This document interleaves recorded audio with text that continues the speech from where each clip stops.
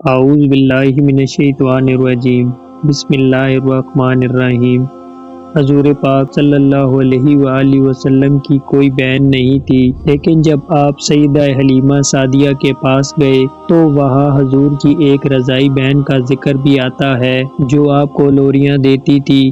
اس کا نام سیدہ شیمہ رضی اللہ تعالی عنہا تھا۔ شام کے وقت جب خواتین کھانا پکانے میں مصروف ہو جاتی تو بہنیں اپنے بھائی اٹھا کر باہر لے جاتی، اور ہر بہن کا خیال یہ ہوتا کہ میرے بھائی زمانے میں سب سے زیادہ خوبصورت ہیں۔ بنو سعد کے محلے میں بچیاں اپنے بھائی اٹھاتی، ایک کہتی میرے بھائی جیسا کوئی نہیں تو دوسری کہتی میرے بھائی جیسا کوئی نہیں۔ اتنے میں سیدہ شیمہ اپنا بھائی یعنی حضرت محمد صلی اللہ علیہ وآلہ وسلم کو اٹھا کر لے آتی اور دور سے کہتی میرا بھائی بھی آ گیا ہے، تو سب کے سر جھک جاتے اور سب کہتی نہیں، تیرے بھائی کا کوئی مقابلہ نہیں کر سکتا، ہم تو آپس میں بات کر رہے ہیں۔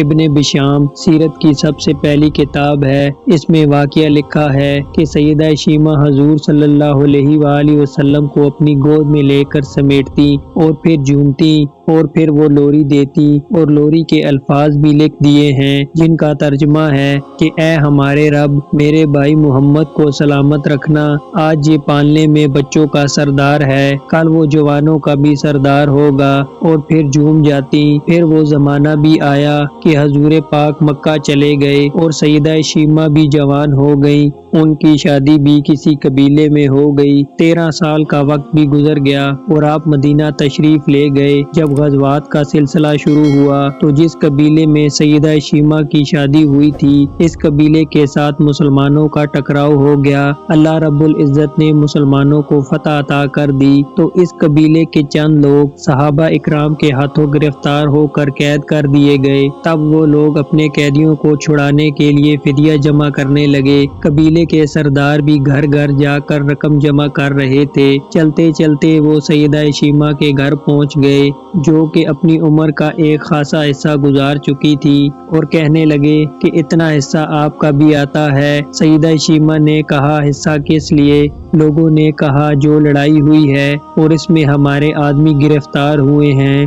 باتیں کرتے کرتے کسی کے لبوں پر محمد صلی اللہ علیہ وآلہ وسلم کا نام بھی آ گیا تو سیدہ شیمہ سن کر کہنے لگی اچھا، تو کیا انہوں نے تمہارے لوگ پکڑے ہیں؟ کہا ہاں جی۔ سیدہ شیمہ نے کہا تم رقم اکٹھی کرنا چھوڑ دو، مجھے ساتھ لے چلو۔ سردار نے کہا آپ کو ساتھ لے چلے۔ سیدہ شیمہ کہنے لگی ہاں، تم نہیں جانتے، وہ میرا بھائی لگتا ہے۔ قبیلے کے سردار کے ساتھ جب سیدہ شیمہ حضور پاک صلی اللہ علیہ وآلہ وسلم کے نوری خیموں کی طرف جا رہی تھیں اور صحابہ اکرام ننگی تلواروں سے پہرا دے رہے تھے، وہ مدنی دور تھا۔ سیدہ شیمہ قوم کے سرداروں کے ساتھ جب آگے بڑھنے لگی تو صحابہ نے تلواریں سونتی اور پکارا اے دیہاتی عورت رک جا، دیکھتی نہیں آگے کوچہ رسول صلی اللہ علیہ وآلہ وسلم ہے، آگے بغیر اذن کے جبرائیل بھی نہیں جا سکتے، تم کون ہو؟ سیدہ شیمہ نے جواب میں جو الفاظ کہے ان کا اردو ترجمہ یہ ہے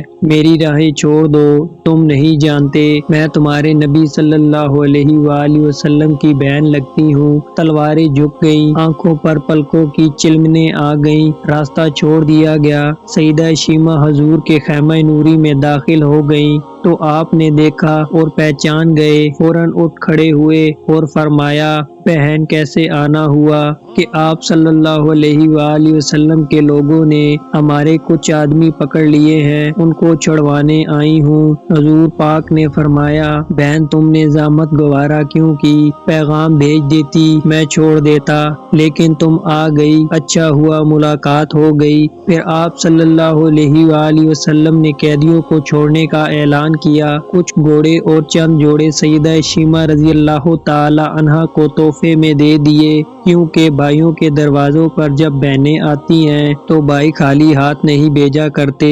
حضور پاک صلی اللہ علیہ وآلہ وسلم نے بہت کچھ عطا کیا اور رخصت کرنے خیمے سے باہر تشریف لے آئے تو صحابہ کی جماعت منتظر تھی، تو فرمایا اے صحابہ، آپ جانتے ہیں کہ جب بھی میں قیدی چھوڑا کرتا ہوں تو میری یہ عادت ہے ہے کہ آپ سے مشاورات کرتا ہوں، لیکن آج ایسا موقع آیا ہے کہ میں نے آپ سے مشاورات نہیں کی اور قیدی بھی چھوڑ دیے۔ صحابہ نے عرض کیا کہ حضور صلی اللہ علیہ وآلہ وسلم مشاورات کیوں نہیں کی؟ تو ارشاد فرمایا، آج میرے دروازے پر میری بہن آئی تھی،